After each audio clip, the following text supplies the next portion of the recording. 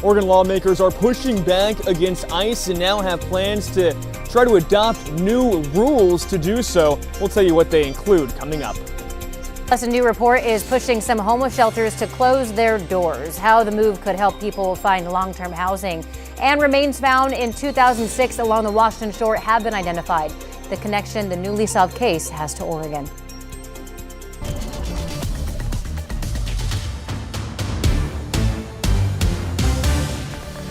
Good morning, and thank you for joining us live at 8 o'clock. I'm China Green. Before we get to Chris McGinnis with your traffic, we do have a weather impact alert for some dense fog today, so we'll send it over to meteorologist Rod Hill for that. Yeah, thank you, China. Good morning to you. This is fog that has been incredibly widespread, and at various moments today, every reporting site literally from Vancouver to Eugene has reported dense fog with a quarter-mile visibility or below. Obviously, we're now starting to brighten up, and that does help. It helps me anyways, the driver, to navigate through the fog. We're going to leave the alert up at this point through 10 a.m. for limited visibility, slow down, extra spacing on roadways, and realize there could still be literally zero visibility pockets out there awaiting you.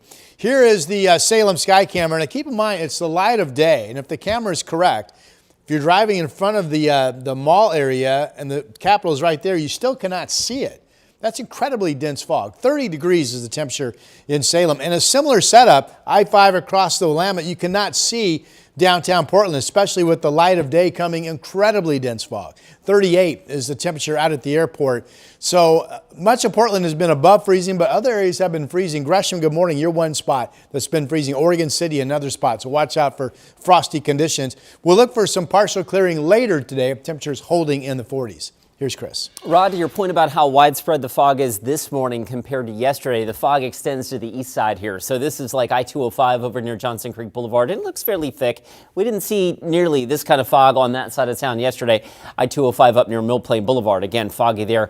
West side, again, stocked in with fog just like yesterday. The drive in from Hillsborough now is up to 30 minutes. 36 minutes gets you in from Wilsonville. And I-5 across the interstate bridge, slow and steady there as well. I do have one traffic alert to pass along. I'm going to pick it up down in Marion County. I-5 southbound, there's a crash near milepost 246. It appears that one lane is blocked. Rod mentioned the freezing fog advisory down to the south. You can see the fog and note the temperature on that ODOT gauge, 28 degrees. So especially as you get south of town, if you see fog out there this morning, there could be some slick spots, especially on rural roadways. So watch out for that. China, back to you. Thank you, Chris. Developing this morning, some Oregon lawmakers say they're seeing a surge in immigration enforcement, and now they say they're pushing to pass several laws to protect people from tactics used by federal officers. Sunrise reporter Thomas Schultz joins us live with more on this. Thomas. Hey, good morning, China. And yeah, there's a couple different bills we need to discuss here. The first is being introduced by State Representative Leslie Munoz. She's a Democratic lawmaker from the Woodburn area, and her bill is called the Protect Your Door Act. Essentially what it would do is allow Oregonians to sue federal agents for causing harm. Munoz says the second part of the bill would require the feds to give local authorities a 48-hour notice of ICE raids happening in their area. Right now, there's a big fear of, people putting on masks or conducting a kidnapping and us thinking that it's a legitimate operation. In Salem, Representative Sarah Finger McDonald plans on introducing a bill that would mandate schools, colleges, and universities tell their school community when immigration agents are on campus. ICE has made arrests near schools in recent months.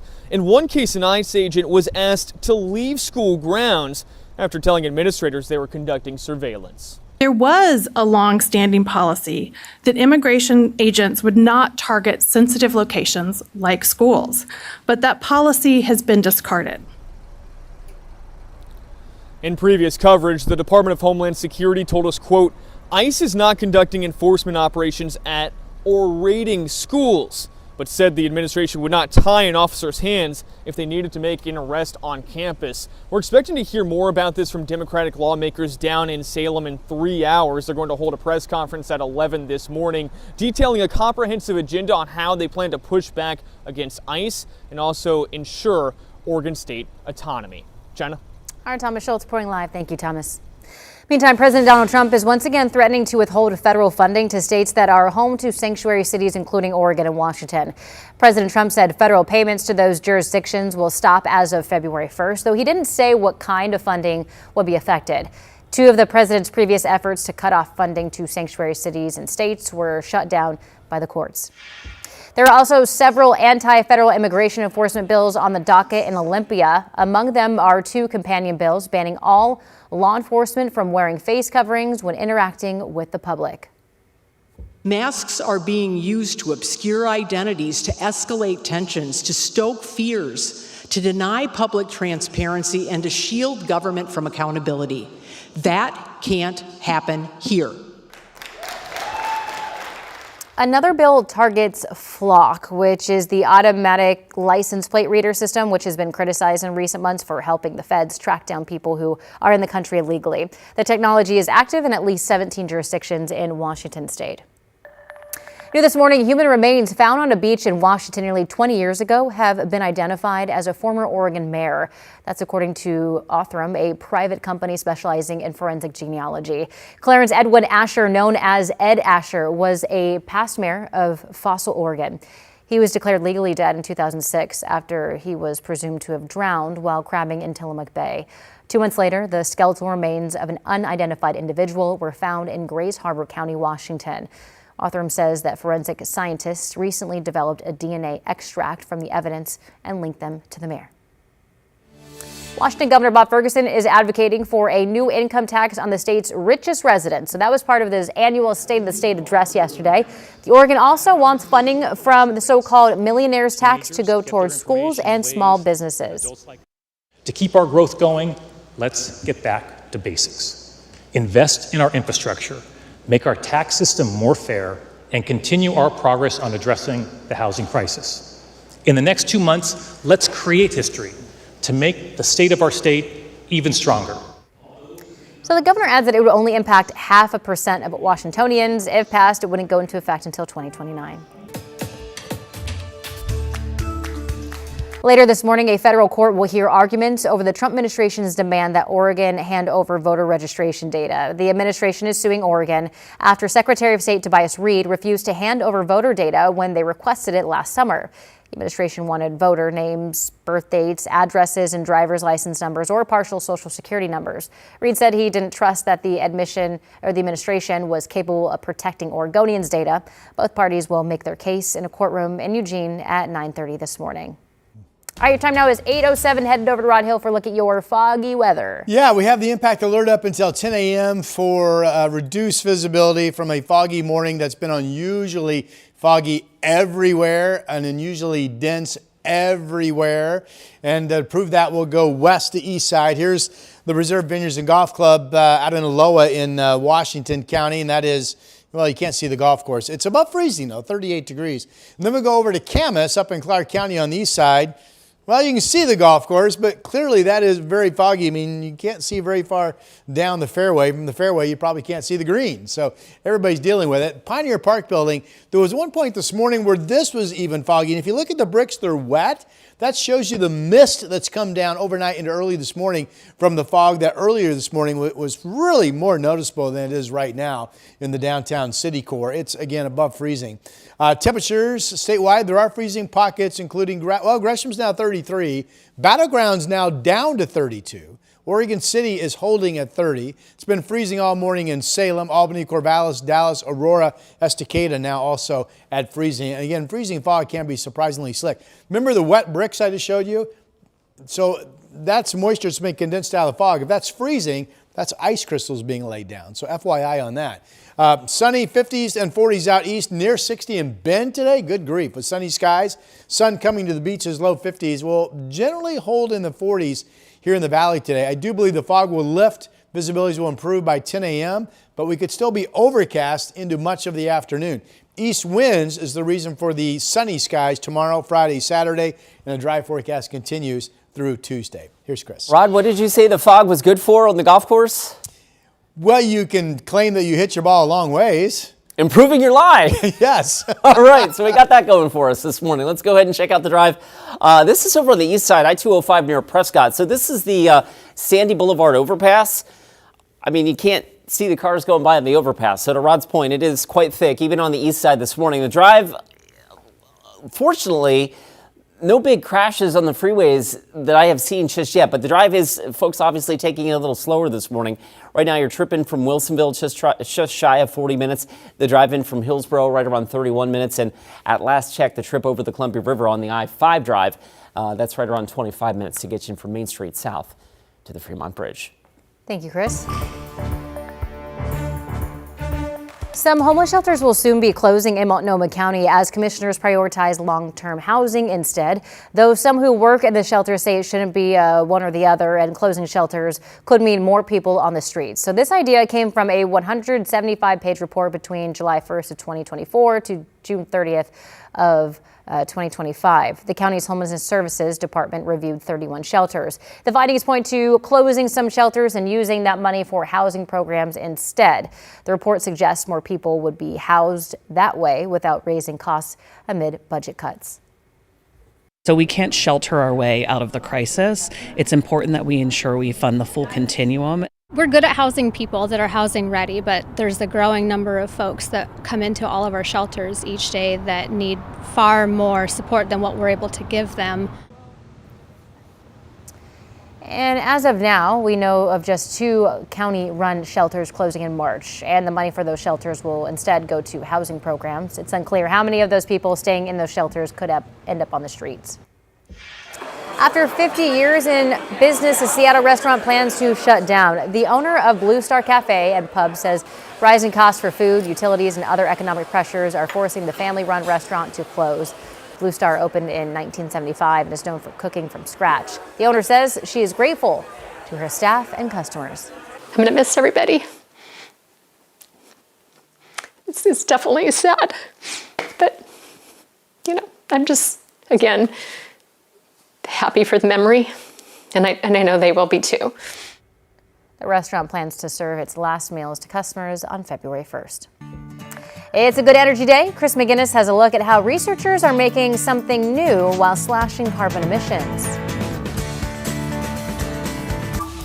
The KGW Plus TV app, streaming 24/7. Local news from the team you trust on your time.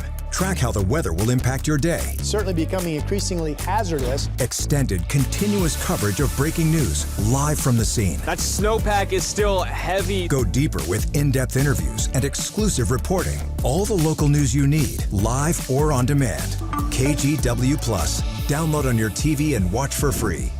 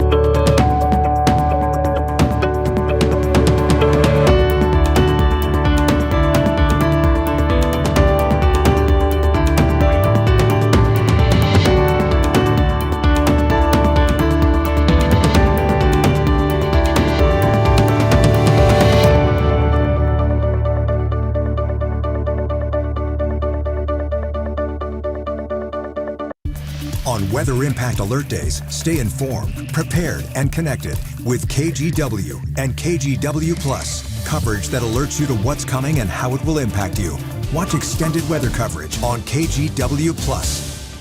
The KGW Plus TV app, streaming 24/7. Local news from the team you trust. Track how the weather will impact your day.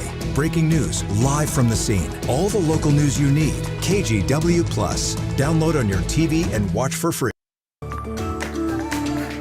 It's a good energy day here at KGW, where we highlight people, businesses, and communities doing good things for the environment. And this morning, we're talking about a new 3D printable clay-based concrete that researchers at OSU say could help build infrastructure while slashing carbon emissions. Chris McGinnis shows us how.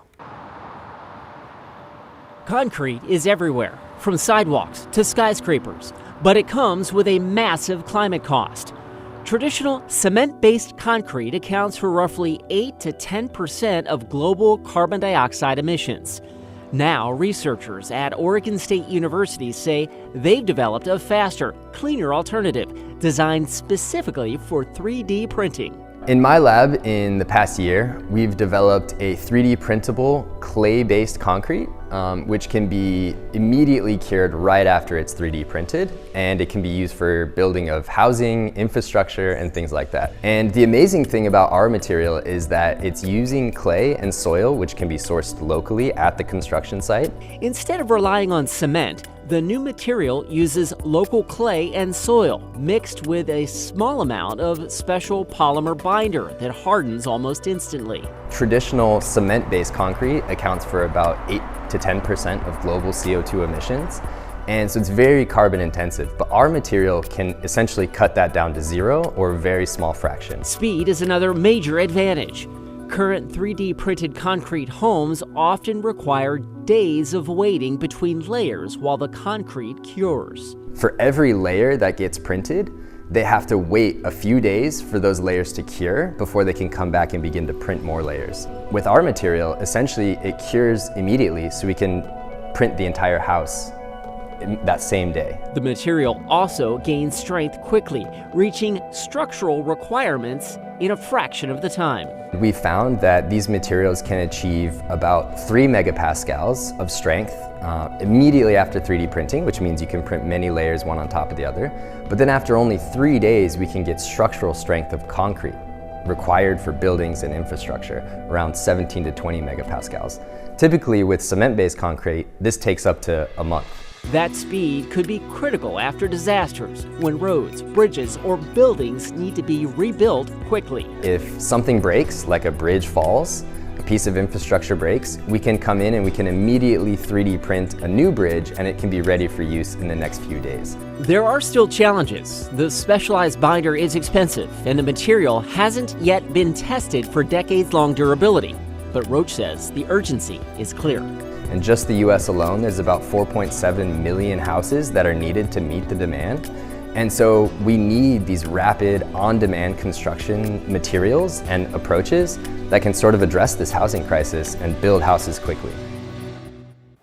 On-site, on-demand is Devin's idea, Assistant Professor Devin Roach, who actually hopes to turn this into a business model and make some money on his new developments and that OSU research. So what's your thought after doing this story? Do you see this being absolutely taking over the concrete industry? We're already 3D printing concrete houses, and that's remarkable in and of itself. There's a lot of technology involved, and he still, as he mentioned, still has to scale up the production of it, but the ability to grab the raw materials right there on site and also the carbon savings are huge. So it's got big potential. If a business comes out, I am investing in it.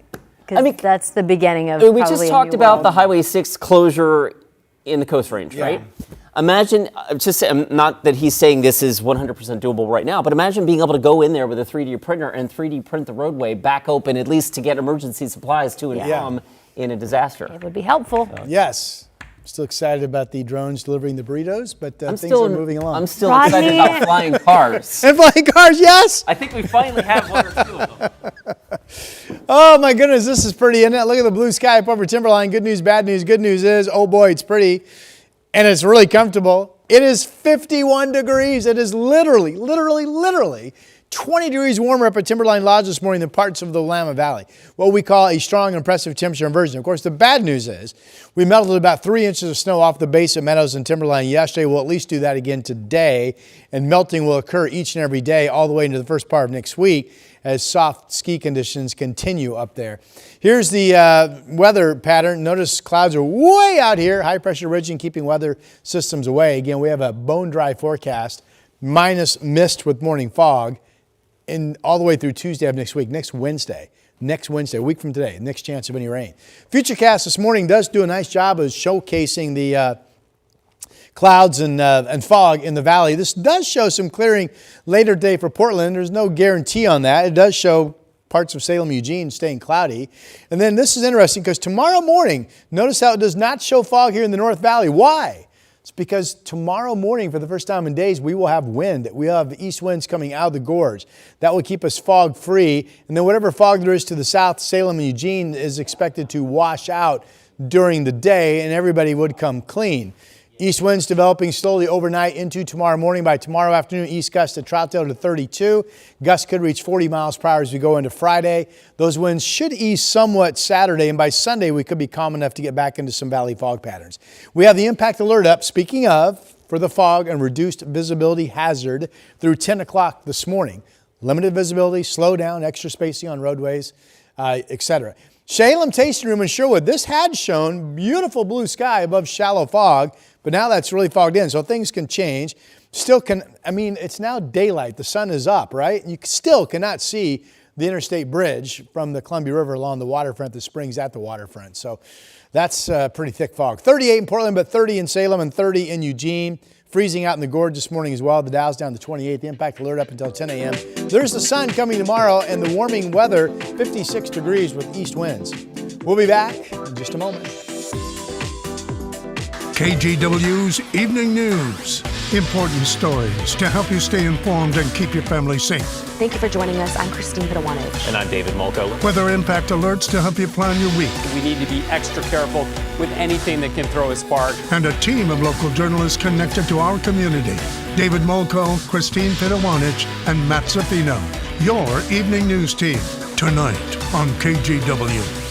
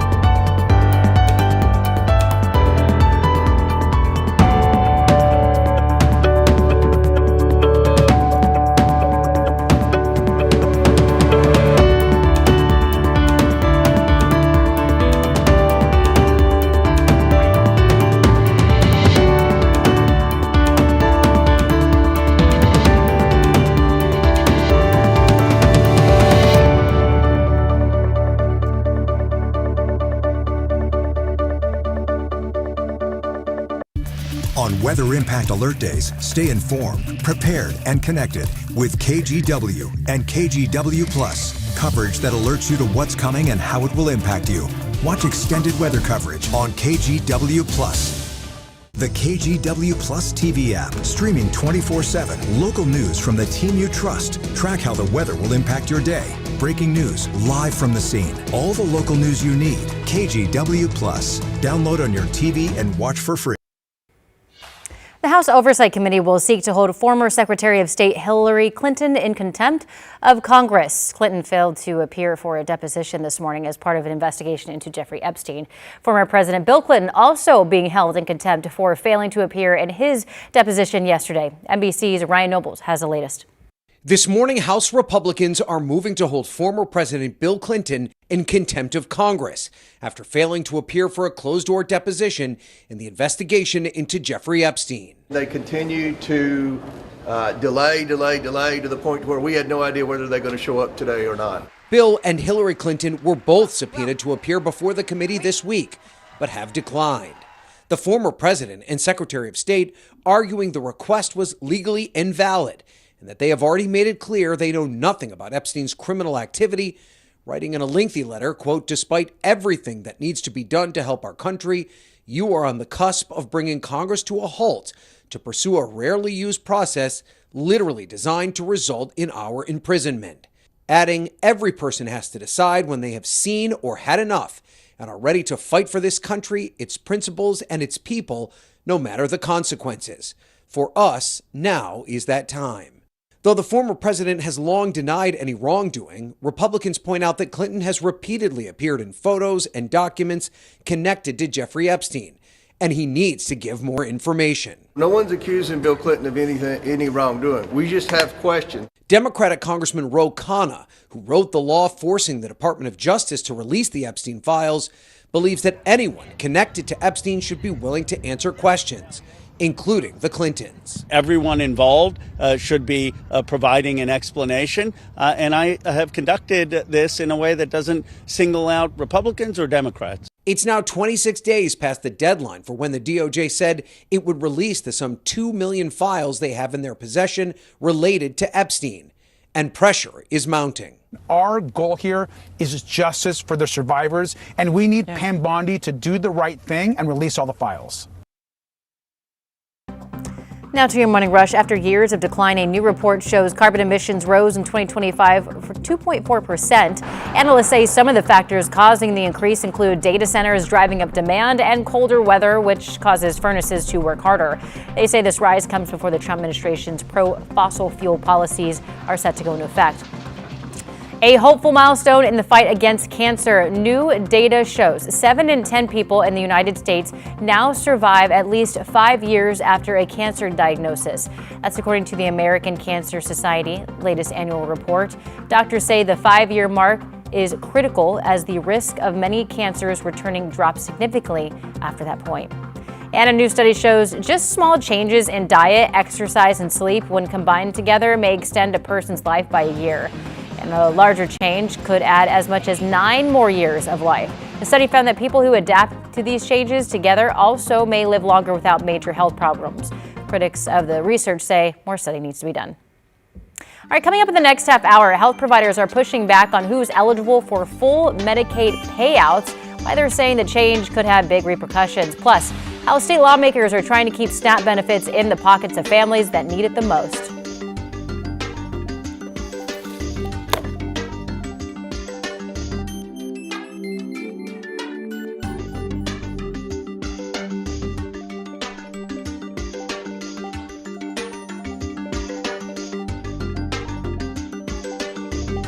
On Weather Impact Alert Days, stay informed, prepared, and connected with KGW and KGW Plus. Coverage that alerts you to what's coming and how it will impact you. Watch extended weather coverage on KGW Plus.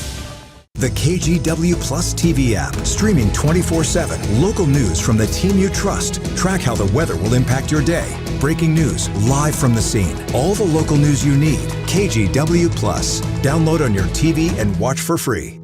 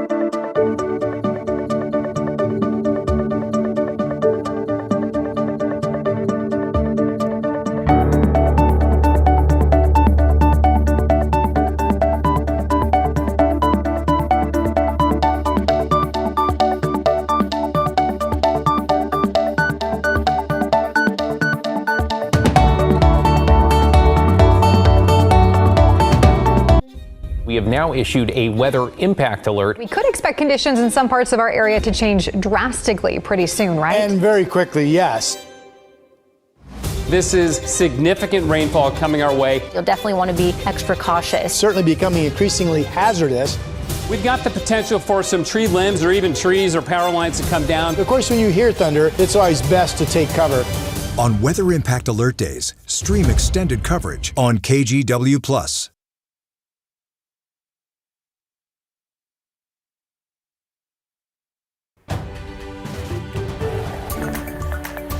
Good morning, I'm China Grade. Multnomah County has ordered a mandatory wood burning ban on recreational fires, including fireplaces, wood stoves, and fire pits because stagnant air is trapping fine particle pollution near the ground. There are exceptions for households that rely on wood heat or have limited incomes, but they must apply for an exception.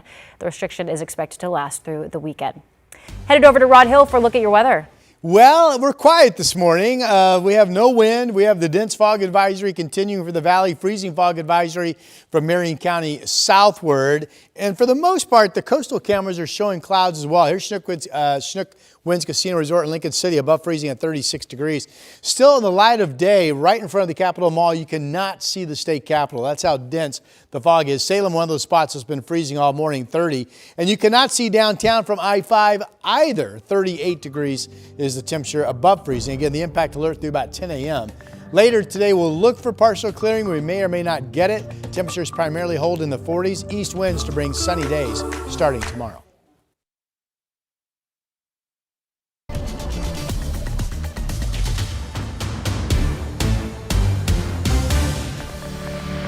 Good morning, and thank you for joining us live at 8:30. We have a lot to get to. We have some traffic stuff to take a look at, but first, weather, the fog, the temperature in the mountains. You know, we issue these impact alerts, and it's not a slam dunk as a forecaster. You don't want to issue it and then not have it turn out to be what you're warning for. But this morning, it's been a good call. The fog is still there. It's still very dense across much of the valley. We have the impact alert up for reduced visibility through 10 a.m. this morning. Slow down, extra spacing on roadways. This has been a morning where the fog is incredibly widespread, and most areas at more than not have been reporting not only fog but dense fog, including this site in Salem, where in the light of day you can still not see from the road in front of the Capitol Mall, the Capitol itself. Freezing temperatures there, 30 degrees. I-5 looking across the Willamette, you still cannot see the cityscape, 38. Now, clearly, I think it's fair to say now that the sun is up, it does make things somewhat improved to be out traveling. We have the impact alert up again until 10. The airport is held above freezing, 38 right now, 42 at noon. Not really reduced visibility, but still overcast. And then we'll look to see whether or not we get clearing taking hold later today. We may or may not. I do have temperatures in the 40s, signaling that even if we get clearing, it won't come until later on. This does show sunny skies out east, 40s to about 52 in John Day. And what a day in Central Oregon.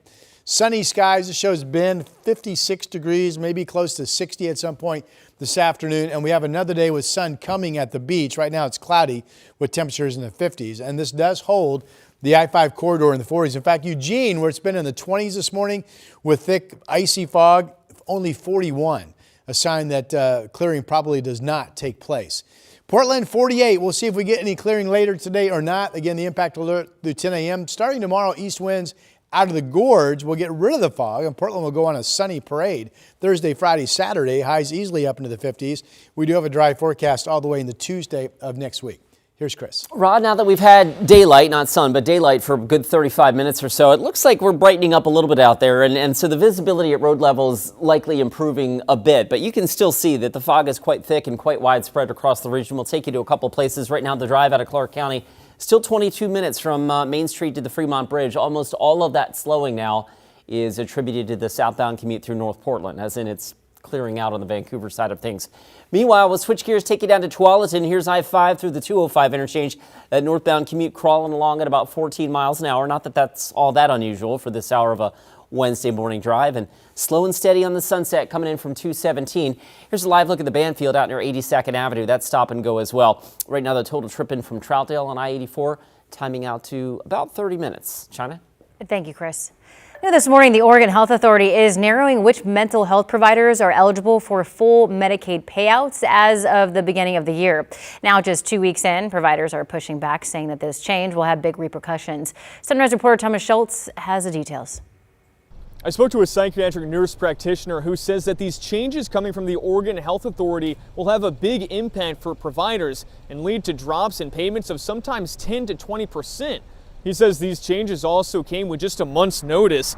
That's a big problem for his practice in Eastern Oregon, where 60 to 70% of his patients are on Oregon's Medicaid program. The Oregon Health Authority is also narrowing who is eligible for full behavioral health payouts. They say the changes are meant to counteract increasing costs and to ensure only providers who offer team-based care will be eligible to receive full payment.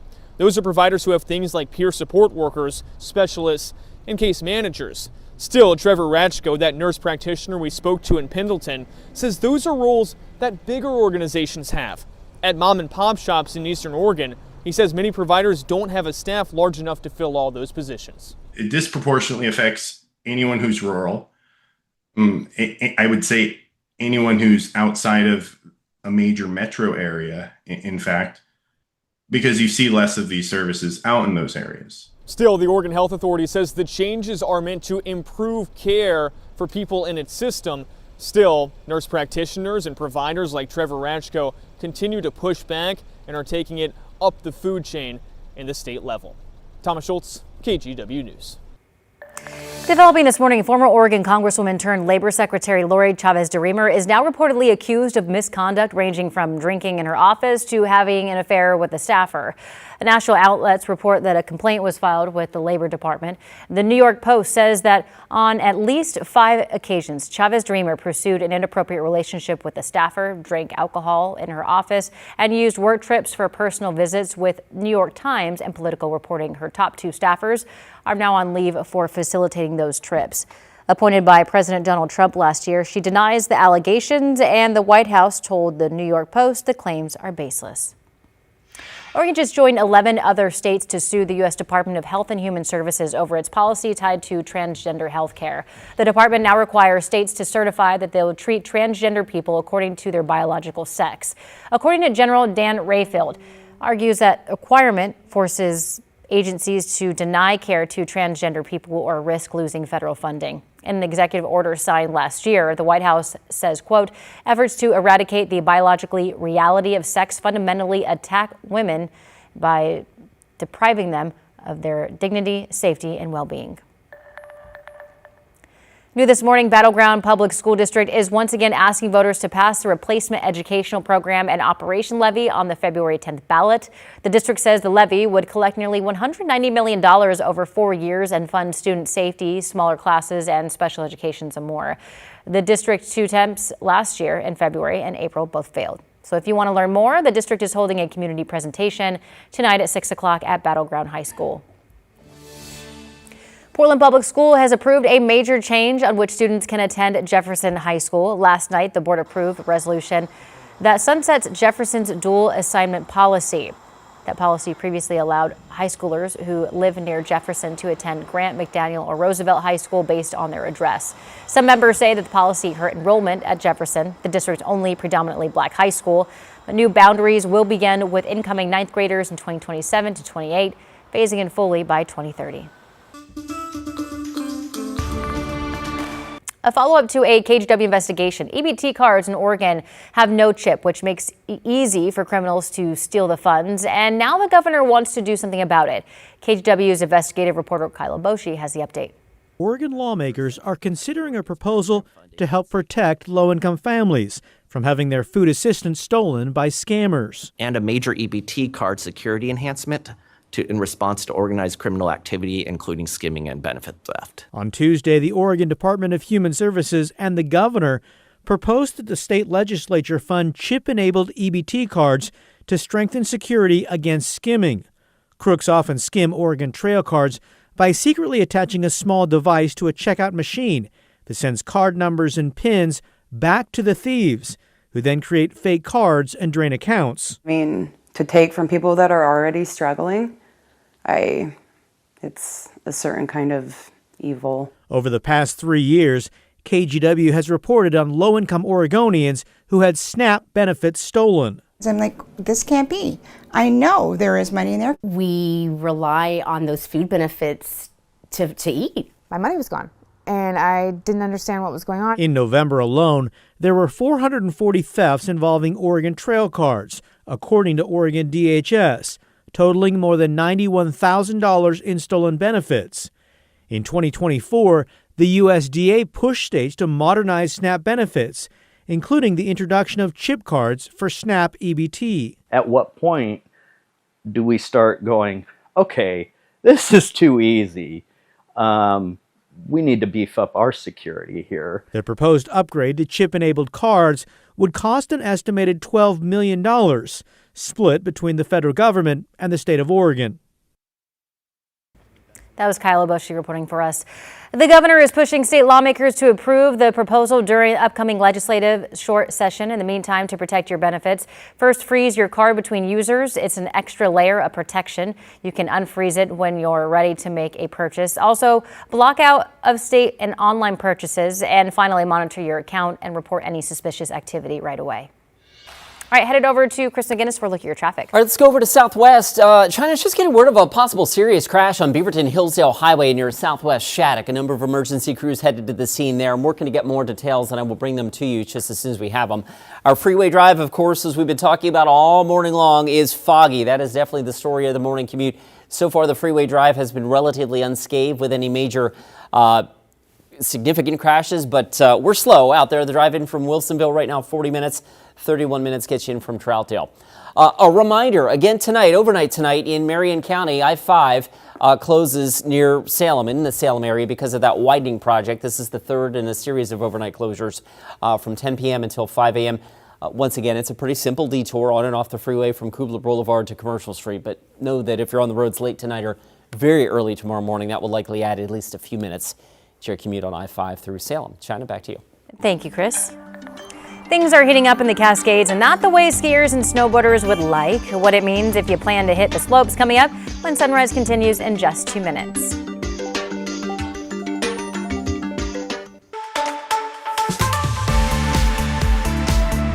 Hey, our team tests a ton of products. We get rid of the rejects. We only bring you the best. I'm obsessed with this one. Professor Amos Fast Toilet and Tank Cleaner. It's so much more than a toilet cleaner because it cleans the bowl, but it also, come on in here, cleans the tank. This is what gets all corroded and rusty and causes you to have to buy a brand new toilet, which costs you so much money. So what's actually happening in here? How does it work?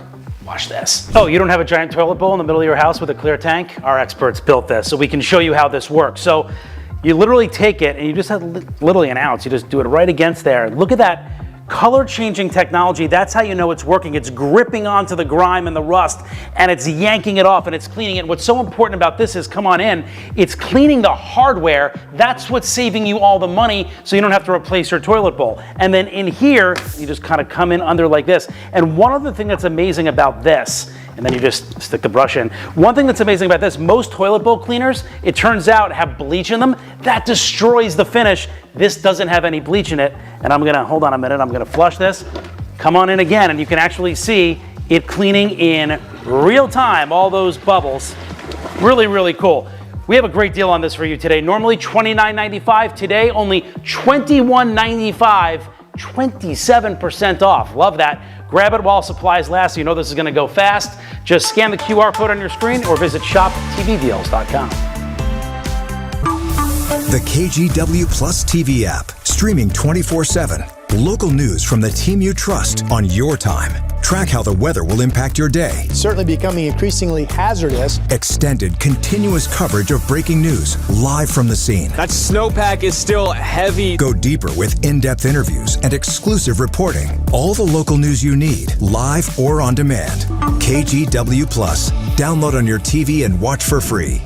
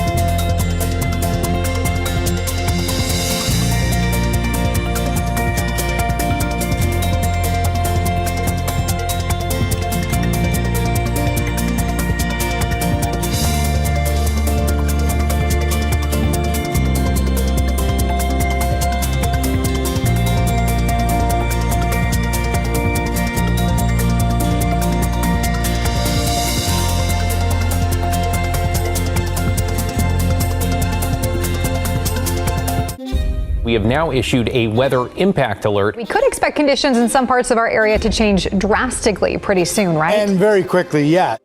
This is significant rainfall coming our way. You'll definitely want to be extra cautious. Certainly becoming increasingly hazardous. We've got the potential for some tree limbs or even trees or power lines to come down. Of course, when you hear thunder, it's always best to take cover. On Weather Impact Alert Days, stream extended coverage on KGW Plus. All right, time now is 8:44. We're taking a live look at Mount Hood this morning. Beautiful up there. After we saw the snowfall in the mountains last week, the warmer weather this week means that there are some bald spots on the mountain, while slush in other places. But what does that mean if you are desperate to hit the slopes? Celine Stevens went to Timberline to find out. Current snow conditions up here on Mount Hood are leaving people with mixed feelings.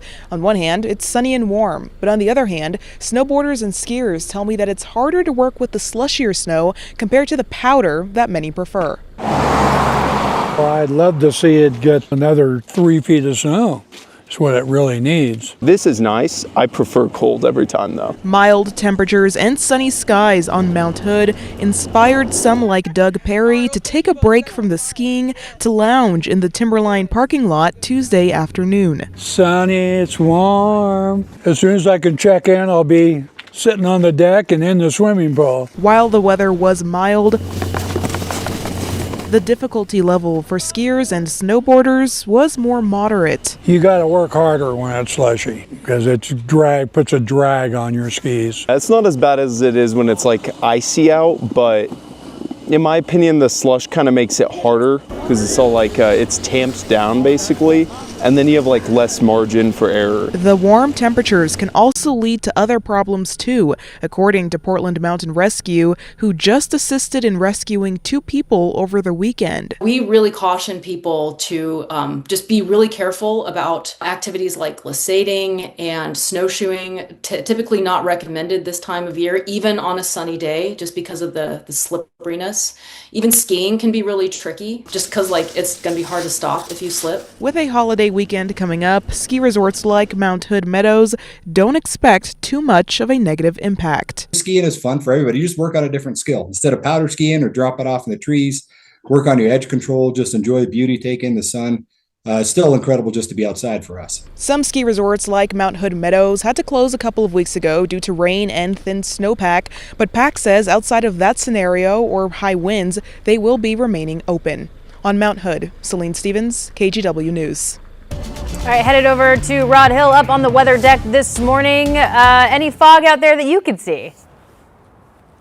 Yes, I have it.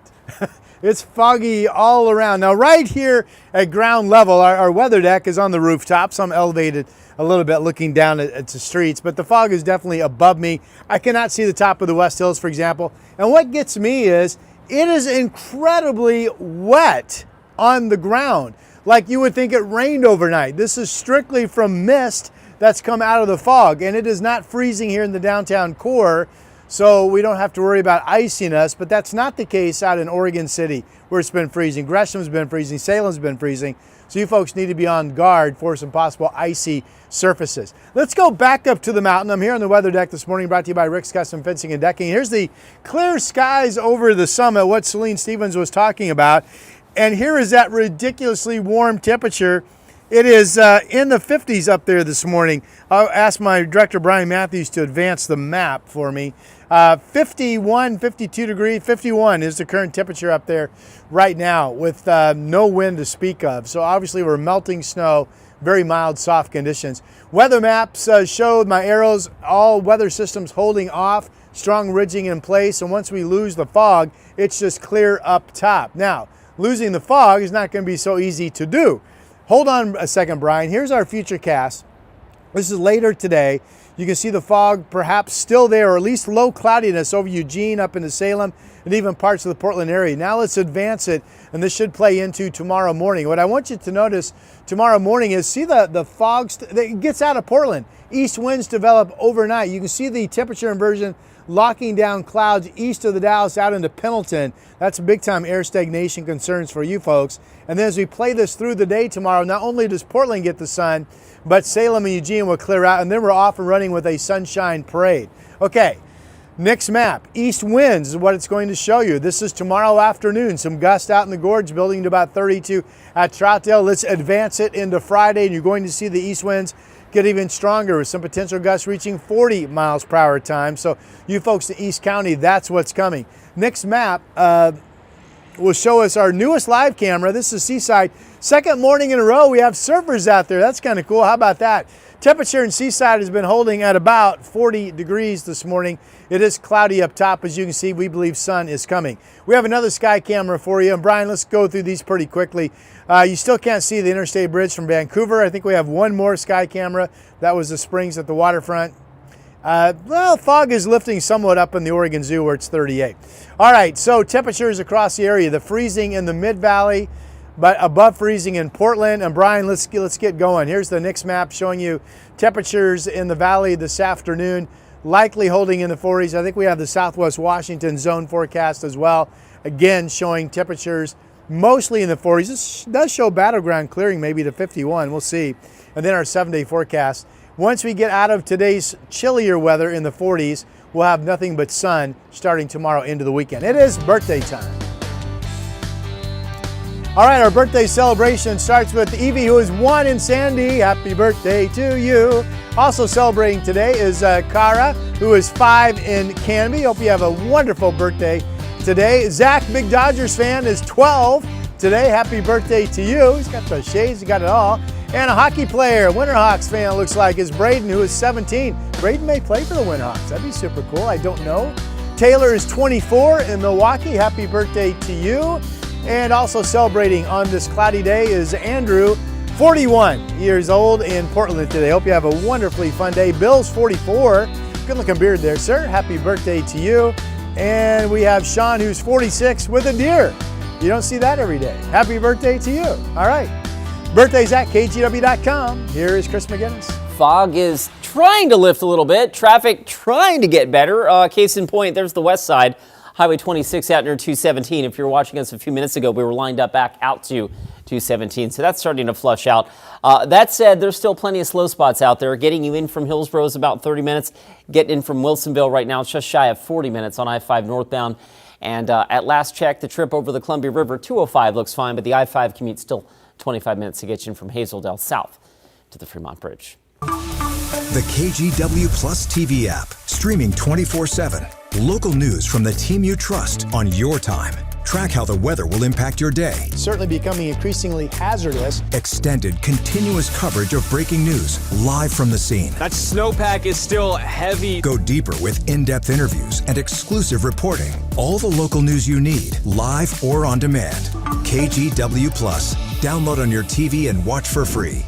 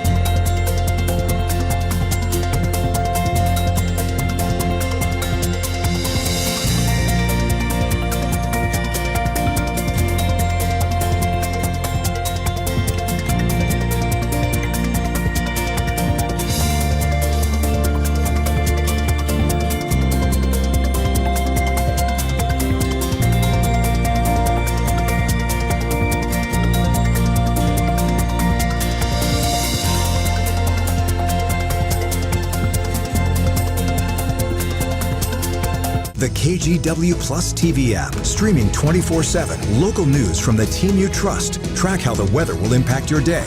Breaking news live from the scene. All the local news you need. KGW Plus. Download on your TV and watch for free.